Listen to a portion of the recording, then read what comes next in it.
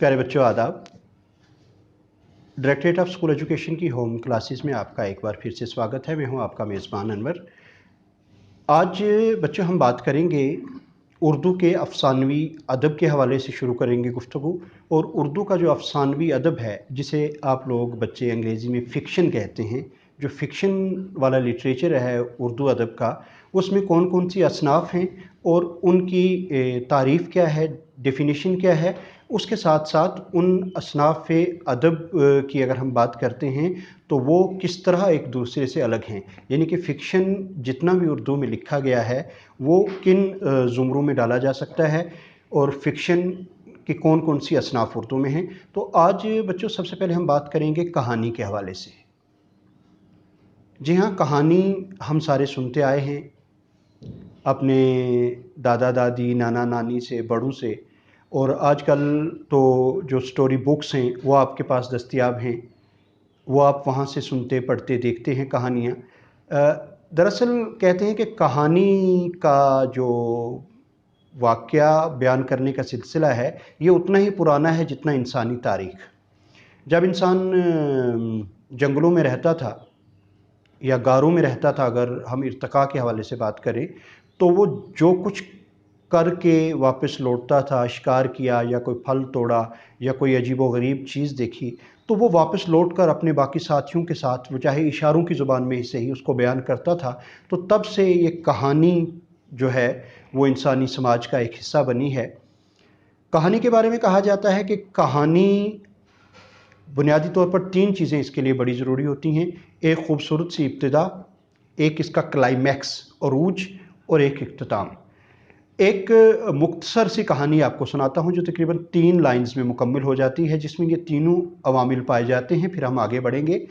एक मुख्तसर सी कहानी सुनिए कि एक शख्स ने जो ये कहानी तहरीर की, वो कहानी अब शुरू होती है। मैं रेल के डिब्बे में सफ़र कर रहा था। मेरे सामने वाली सीट पे बैठा हुआ मुसाफिर मुझे देखकर पूछने लगा, क्या आप भूतों पर यकीन रखते हैं? मैंने कहा नहीं, और वो गायब हो गया। इतनी सी कहानी थी। इसमें तीनों चीज़ें पाई जाती हैं। कहानी की इब्तिदा भी हुई, क्लाइमैक्स इस बात पे पहुंचा, तजस्सुस, तहय्युर, सारी चीज़ें कहानी की मौजूद हैं। तो कहानी इतनी मुख्तसर भी हो सकती है और बहुत तवील कि उसमें कई जिल्दें एक किताब की भी आ जाती हैं। उर्दू अफसानवी अदब में, फ़िक्शन में बुनियादी तौर पर कहानी के जो मुख्तलिफ़ रूप हैं ना, 4 रूप हमें मिल जाते हैं नुमायाँ जो हैं। उनमें से है एक दास्तान, ड्रामा, नावल और मुख्तसर कहानी, या जिसको अफसाना कहा जाता है, और फ़िक्शन को अफसानवी अदब। अब दास्तान, ड्रामा, नावल और अफसाना अगर चारों कहानियाँ हैं, यानी कि चारों ऐसी असनाफ़ अदब हैं कि जिसमें कहानी ही बयान की जाती है, तो इन चारों के नाम अलग क्यों रखे हुए हैं? अब ड्रामा को ड्रामा क्यों कहते हैं, या नावल नावल क्यों कहलाता है, अफसाना मुख्तसर कहानी क्यों कहलाता है, जिसे अंग्रेज़ी में शॉर्ट स्टोरी कहते हैं, उनकी बात हम अपने अगले शुमारे में करेंगे। आज हम अपनी गुफ्तगू को महदूद रखेंगे दास्तान तक। जी हाँ, दास्तान अफसानवी अदब की सबसे पुरानी शक्ल है। कहानी का सबसे कदीम रूप अगर किसी को माना गया है तो वो दास्तान है। अब दास्तान के साथ, जैसे ड्रामे के साथ ड्रामा निगारी आप पढ़ेंगे या नावल निगारी पढ़ेंगे, अफसाना निगारी पढ़ेंगे, तो दास्तान के साथ दास्तान गोई का लफ्ज़ आता है। तो बच्चों, दास्तान बुनियादी तौर पर वो कहानी है जो बहुत सालों पहले, हज़ारों सालों पहले से मौजूद है। और ये तब मौजूद थी कहानी जब लिखने पढ़ने का रिवाज नहीं था। इंसान ने अपनी बातों को ज़ब्त तहरीर में लाना नहीं सीखा था। हमारे पास रस्म ख़त कोई मौजूद नहीं था। हम बहैसियत इंसान लिखना पढ़ना नहीं जानते थे। ये तब की कहानी है। तो कहानी कैसे महफूज रहती थी? इसीलिए इसको दास्तान गोई कहा जाता था कि दास्तानें सुनाई जाती थी और सीना दर सीना, सीना ब सीना मुंतकिल होती थी। इनमें कुछ इजाफे होते थे, कुछ चीज़ें छूटती थीं, लेकिन कहानी का जो असल है वो बरकरार रहता था। तो गोया हम ये कह सकते हैं, अगर दास्तान की तारीफ़ बयान करनी हो, डेफिनेशन देनी हो, तो कहानी का वो रूप है जो बुनियादी तौर पर सुनाने से और सुनने से ताल्लुक़ रखता है, लिखने या पढ़ने से नहीं। इसीलिए इसे दास्तान गोई कहा जाता है।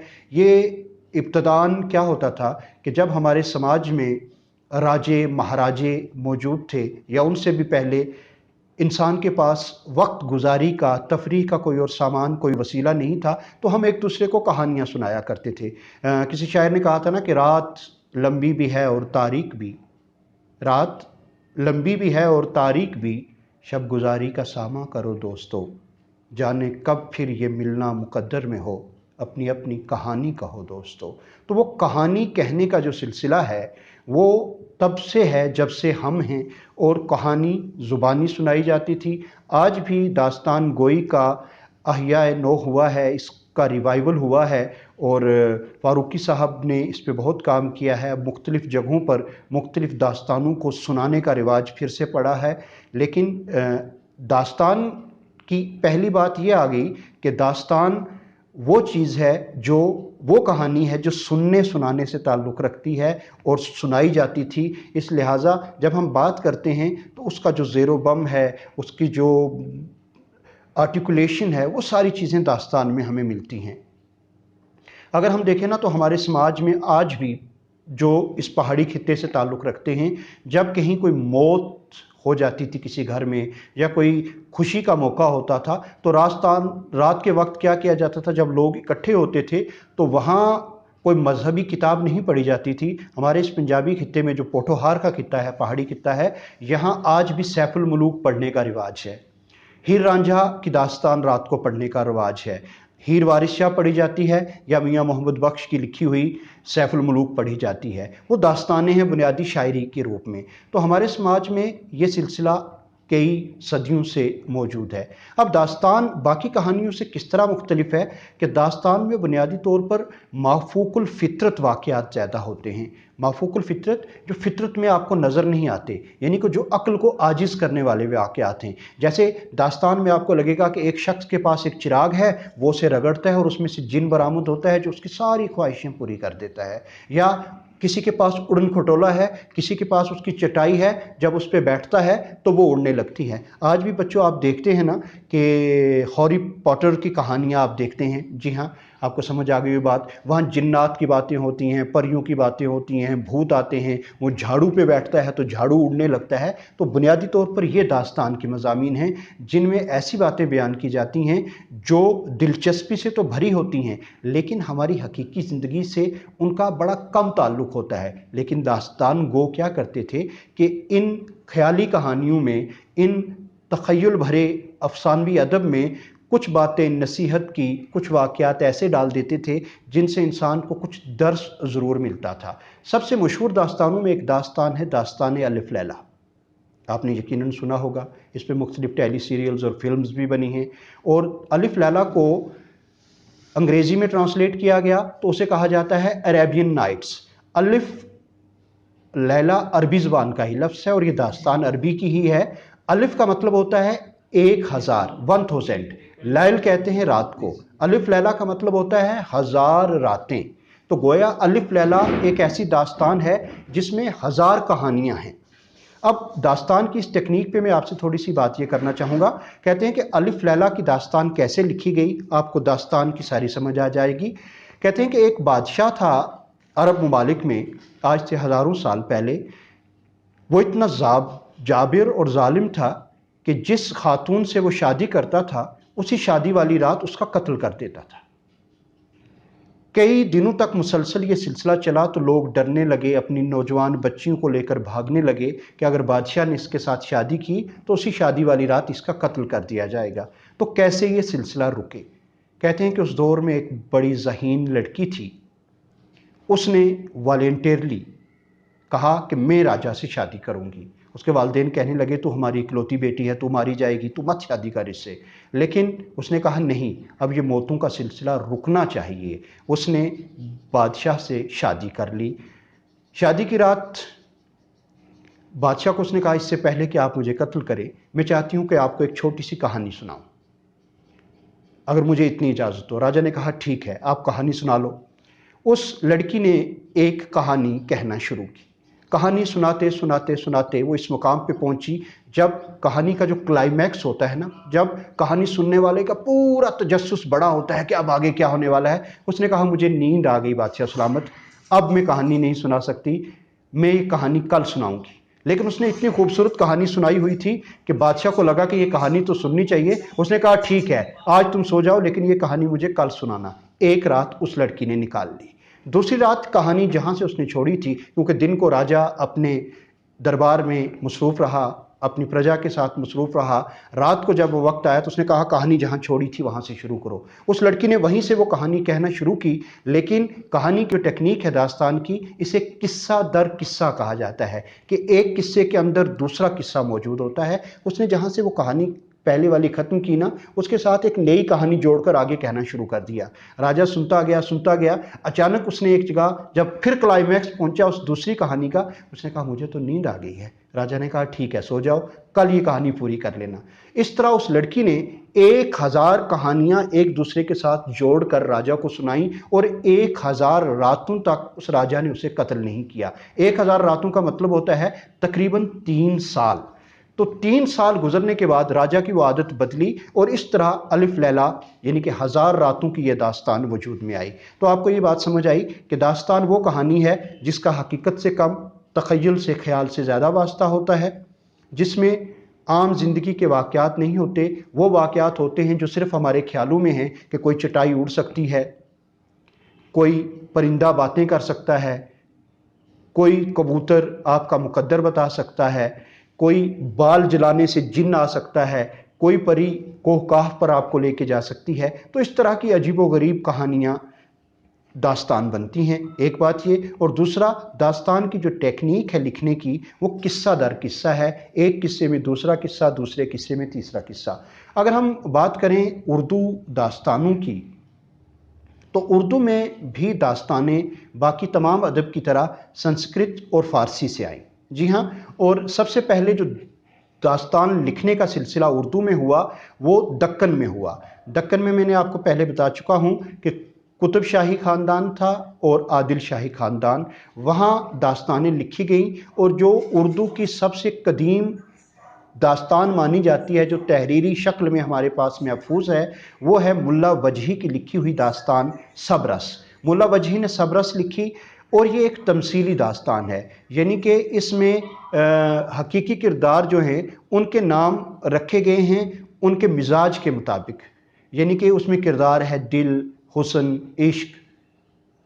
तो इश्क के जो जज्बात होते हैं वैसा ही वो किरदार है, दिल जो कुछ करता है वैसा ही वो किरदार है। तो ये सबसे पुरानी दास्तान मानी जाती है। इसके अलावा दक्कन में जो और दास्तानें लिखी गई, उसमें तूती नामा या तोता कहानी के नाम से भी उस दास्तान को जाना जाता है। फिर एक दास्तान मोहम्मद इब्राहिम बीजापुरी ने बीजापुर में लिखी, जिसका नाम है अनवार सहेली।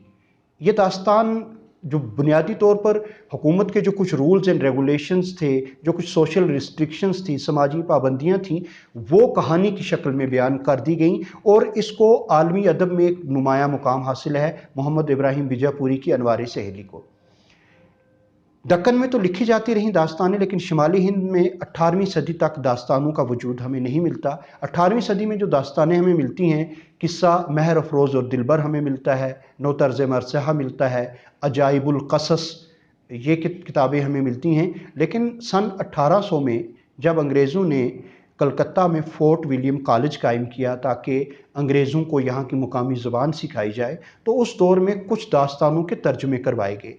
फ़ारसी की एक मशहूर दास्तान थी किस्सा चहार दरवेश। किस्सा चहार दरवेश को मीर अमन देहलवी ने वहाँ उर्दू में, आसान उर्दू में ट्रांसलेट किया और उसका नाम रखा बागो बहार। बागो बहार आज भी उर्दू की सबसे मकबूल तरीन दास्तान मानी जाती है। इसमें 5 किस्से हैं जो एक दूसरे के साथ जुड़े हुए हैं, जिनको मिलकर ये दास्तान बनती है। 4 दरवेशों का किस्सा है और एक बादशाह का किस्सा है जो नुमाया कहानी है, और उनमें भी कुछ ज़ेली कहानियाँ मौजूद हैं। इसके अलावा फ़ोर्ट विलियम कॉलेज के दौरान ही दास्तान अमीर हमज़ा लिखी गई। दास्तान अमीर हमज़ा के अलावा आराइश महफिल लिखी गई। फिर इसमें बेताल पच्चीसी लिखी गई, सिंहासन बत्तीसी लिखी गई। तो ये वो दास्तानें थीं जो 18वीं और 19वीं सदी के इब्तदाई सालों में उर्दू में तहरीर हुई। ऐसा नहीं है कि सिर्फ फ़ोर्ट विलियम कॉलेज में ही दास्तानें लिखी गईं, उसके बाहर भी दास्तानों का सिलसिला बड़ा पावरफुल रहा, मजबूत रहा। इंशा उल्लाह खान इंशा का नाम इसमें एक नुमाया अहमियत का हामिल है। उनकी एक दास्तान है रानी केतकी की कहानी, इसे बड़ी शोहरत हासिल हुई اردو کے جو لیجنڈری داستانیں ہیں ان میں سے یہ ایک شمار ہوتی ہے۔ اور ایک داستان جو باغ و بہار کے ہم پلہ شہرت یافتہ ہوئی، جس نے شہرت پائی، وہ تھی رجب علی بیگ سرور صاحب کی لکھی ہوئی داستان فسانہ عجائب۔ اس داستان میں بھی کئی قصے ہیں، اس کے بہت سے کردار مشہور ہوئے، خوجی جیسے کردار اس کے بڑی اہمیت کے حامل ہیں۔ ہم ان داستانوں پر تفصیل سے بات کریں گے کہ ان داستانوں میں کیا ہے، لیکن آج ہم نے مختصراً یہ جانا کہ داستان ہمارے افسانوی ادب کا ایک روپ ہے، داستان ایک کہانی کی ہی شکل میں ہے جو بنیادی طور پر سنانے کے لیے لکھی جاتی ہے۔ داستان گوئی میں مافوق الفکرت واقعات ہوتے ہیں۔ اس کی ابتدا بھی دکن میں ہوئی، شمالی ہندوستان میں بھی بہت سی داستانیں لکھی گئیں۔ فورٹ ولیم کالج نے داستانوں کے فروغ میں ایک نمایاں کردار ادا کیا۔ ملا وجہی کی سبز رس سے لے کر فسانہ عجائب تک بہت سی داستانیں تھیں، اور یہ داستانیں چونکہ میں نے کہا درباروں میں سنائی جاتی تھیں، لیکن جو ہماری مغربی تعلیم عام ہوئی، سائنسی تعلیم عام ہوئی، تو ہم لوگ ترقی کرتے گئے اور ان خیالی داستانوں سے نکل کر حقیقت پر مبنی کہانیوں کی طرف ہم واپس لوٹے۔ وہ کیا تھیں، کون کون سی تھیں، ان پہ بات کریں گے۔ آج کا درس ہمارا اختتام پذیر ہوتا ہے۔ آپ اس درس کو سیو بھی کر سکتے ہیں، جہاں کہیں کچھ لکھا ہوا میں نے آپ کو سکرین پہ دکھایا ہے، اس کا سکرین شاٹ لے کے نوٹس بھی بنا سکتے ہیں۔ ایک بار، دو بار، چار بار آپ بچوں اس کو سنیں گے تو آپ کو داستان کا نوٹ رٹنے کی ضرورت نہیں پڑے گی، بلکہ اپنے لفظوں میں آپ اسے بیان کر سکیں گے۔ تو آج کے اس لیسن سے مجھے اجازت دیجیے۔ آپ سبھی بچے، سبھی دیکھنے والے اپنا خیال ضرور رکھیے گا۔ خدا حافظ۔